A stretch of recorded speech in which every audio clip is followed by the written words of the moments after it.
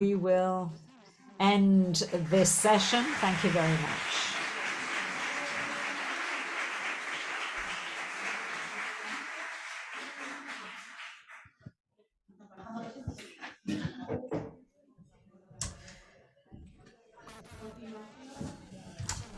Now we will have the closing lecture.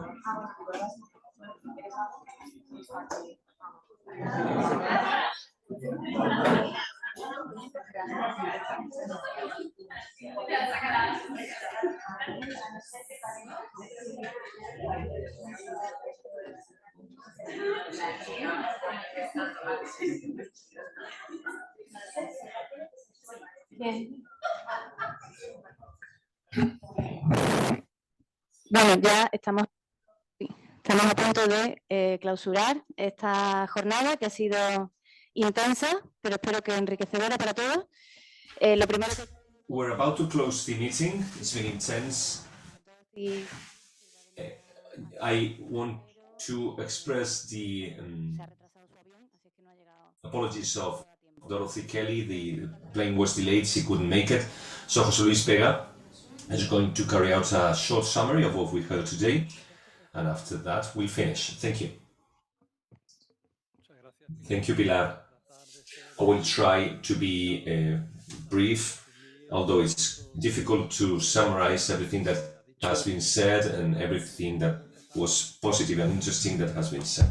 I want to congratulate the colleagues of the Faculty of Translation and Interpreting for the tremendous organizational ability and also for the success of the conference. At a certain stage, 30 or 50 additional chairs were included. So I believe that this collaboration has been fantastic, and Luis, that is much more experience, says yes, all the panels have been very complementary. The one on legal translation and institutional translation, Miriam, Manuel, they've given us a good vision about institutional translation in the European Union and in the United Nations. I don't want to delve into detail. I just want to remind something that Miriam mentioned. Translation in a system such as the one of the European Union, with all the peculiarities, is part of the legislation process. It's not merely translation, it's a part of the legislation process. Fernando told us about connections between research and professional practice. I think that this is very important. In a world like our world of translation, it is important to have both things hand in hand. He has opened or mentioned something that was repeated in several panels, and there was a positive message for young people, for the ones that want to become translators and interpreters, the big demand of translators. You were mentioning legal translation in particular, but I believe that demand of mediation, linguistic mediation, is growing in all spheres. And this is really good news for young people, for the coming generations of professionals. For translation and interpreting, you have made reference to the lettering project. It is a very interesting one. It provides a cartography of institutional translation. We should be tracking this as well. Guadalupe made reference to the prejudices. The university is far from profession, and I believe that it was clear. This is a prejudice that we have to finish with.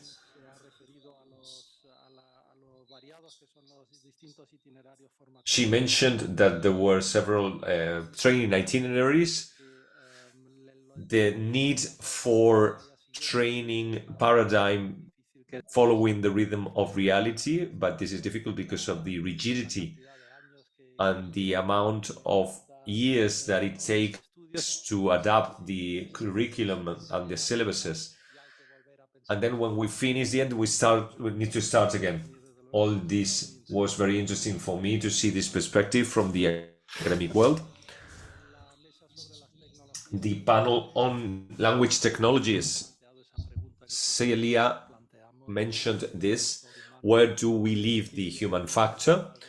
And she proved with figures, with this graphic that she showed, how human translation and translation memories, in the end, they are human translation as well.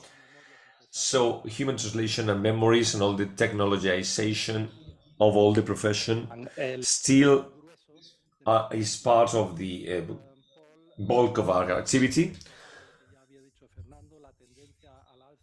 Que se observa en toda la demanda de traducción y de mediación lingüística. There's a rising demand of translation and linguistic mediation, and reference was made to the potential of artificial intelligence in quality control. I mentioned this because on Friday I'll be here to speak about Back to University. I want to speak about this. Marcus, our colleague, said that technology is always trying to help us. This is the positive approach that we have to bear in mind. And he mentioned the times of lack of trust in the machine. And it was these people that did not rely on the machines, that did not rely on the work of the colleagues either. Only my segment. This is what he was telling me. I don't trust the segment of my neighbor. Y se preguntaba él también, y eso me parece también muy pertinente, ¿dónde está el nicho? ¿No? Porque eso, en un momento en He que was also wondering what the niche was, because in a time that machines are colonizing everything, where is the niche? What is my place in all this? So there are many things that are being diversified. As the topic of our seminar says, we have to look for the niches, and we have to understand, I think it was Paul that mentioned it, that translation is giving way to something else. Martin Kralinger gave examples on highly specialized fields where this is also very important.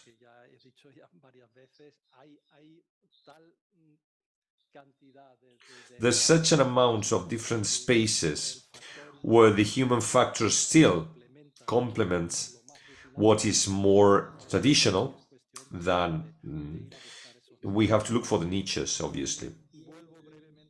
I come back to Marcos because this was very important, and that's why I asked the question.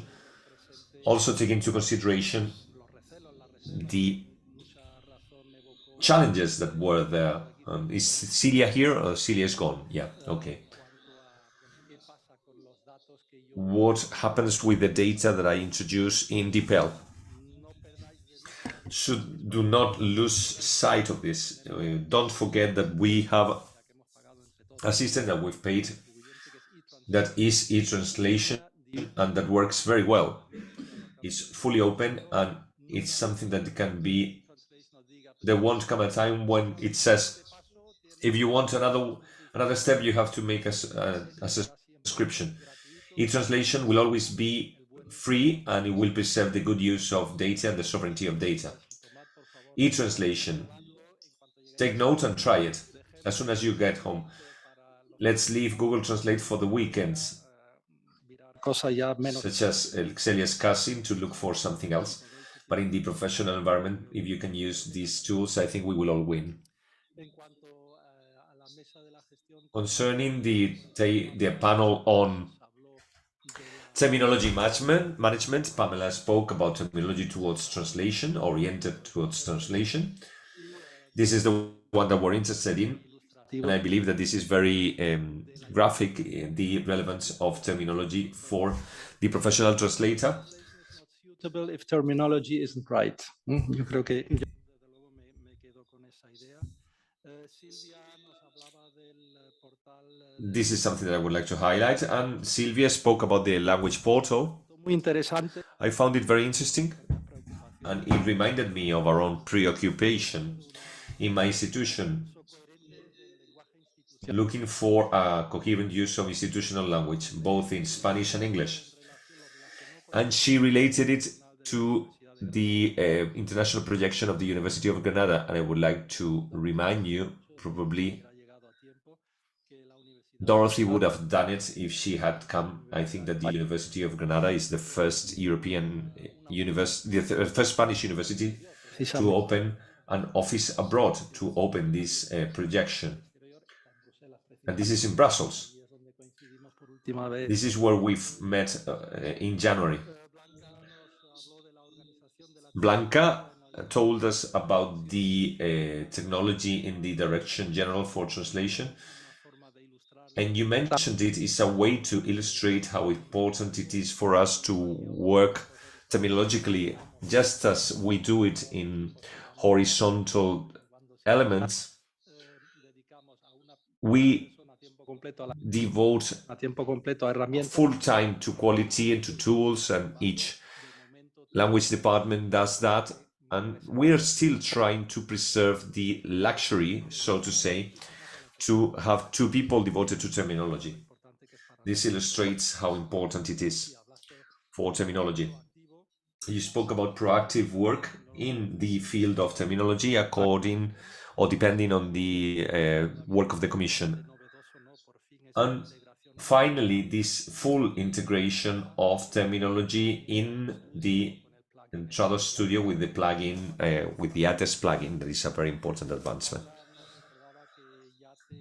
Paula reminded us that the goal of IATSE, especially with this wonderful terminology base, is from our perspective, which is public, is free, and is interactive, that from our perspective we try to satisfy first of all the needs of the translators, the domestic ones, of all the 9 services in the union. It is not only us. We are the biggest, but there are others. So there are more opportunities for young people here. And finally, translation and accessibility.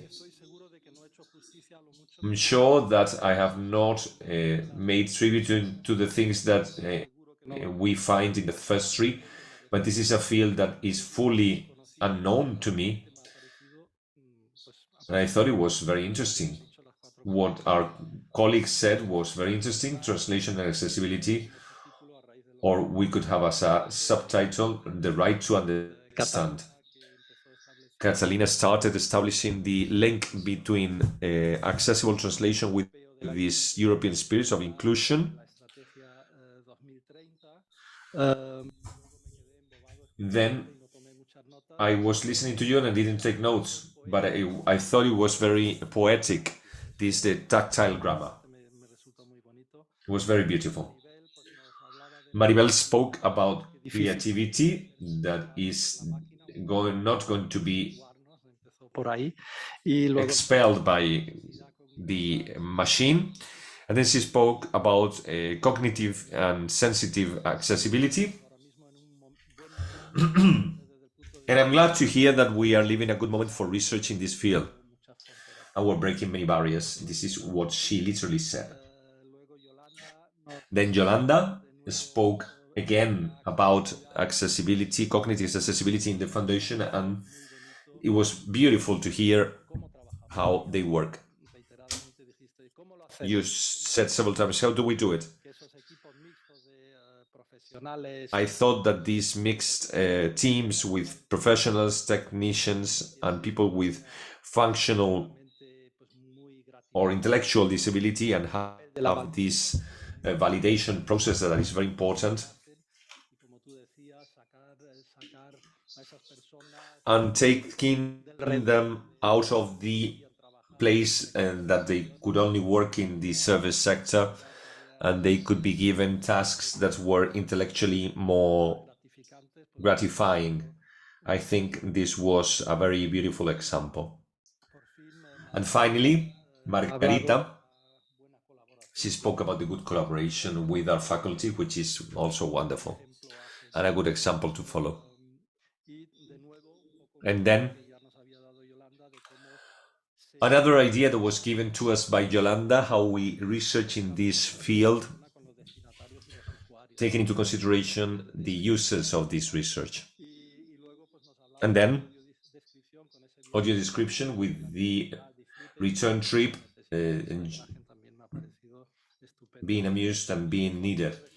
I think it was great. I'm sorry about the intensive summary, but I am using a little bit the minutes that were for Dorothy. And to finish with, I think that you could follow the big EMT meeting last week. And I'm going to copy the closing words that were used by our resource director in the EMT meeting in Salamanca last week. I didn't have the chance to follow the meeting, but I've been told, and I think he finished saying that I want to thank ourselves as well. I started saying that I congratulated the people at the University of Granada. It's been done very well and it's very interesting, and I want to thank ourselves, if you allow me, because this is the Translating Europe workshop organized by Luis. In a few days, he will not be our antenna in the representation of the Commission in Madrid, and he comes back to the terminology work where Blanca and himself are going to play a wonderful tandem. This is going to be great for our department. So I believe that we have to pay tribute to Luis as well, because in the DGT, in the linguistic departments, our activities for projection abroad may be found in any place in a scale of 0 to 10. And there are departments that are actually centered in our operational day-to-day work, and we are living in a chronic situation of overload, and it's very difficult to keep up with the rhythm after so many years. And we have Luis, that in 20-something years that we've had him as a terminologist, he created a network of contacts that was impressive. And if our department is prestigious, it's because of Luis. It is not me. It's thanks to the work of Luis for many years. So thank you, Luis, for organizing this seminar.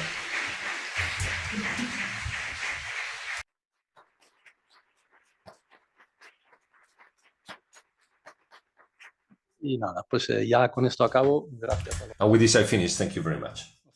So I give the floor to the chairperson. I'm going to be very brief, I promise. Just as I promised, a coffee break, and there was a coffee break for students. I'm here because of a reason, just as you have thanked Luis. I also want to thank the commission, the faculty, the department, the interpreters, our technician, Danny, that has been there for the whole day, participants, speakers, colleagues, students, etc. We want to thank Pilar León, since she will not say herself that. This is why I wanted to be here. This is not something that I love, and I don't want to be sitting down or in the panel. So it's been very good. You are experienced for the first time, and it's been great. Our dean started by saying in the opening ceremony that he was a little bit disturbed by the title, the Beyond part, I would say, because of Disney. Enrique moved towards what's paranormal. Así que yo cierro aquí, solo eso. Muchísimas gracias, Pilar, y creo que And the capabilities of Pilar, the way she works, is paranormal as well. So this is difficult to equal. Thank you.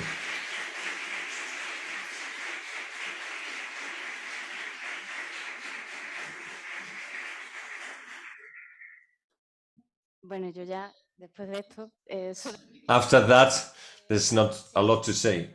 She's always ends up blushing me. I'm not going to say all the things that have been mentioned by Anna already. Thanks. I want to thank you all. I'm very happy, honestly. I'm not scared. I even want to organize another one, but after some time, please. And I am very happy to organize this, thanks to your ideas, your persistence, because otherwise I wouldn't have been able to meet Luis and working with Luis, and this is great. I'm very happy to see how it all ended up and what this means for everybody. I think that we can close then. Thank you all.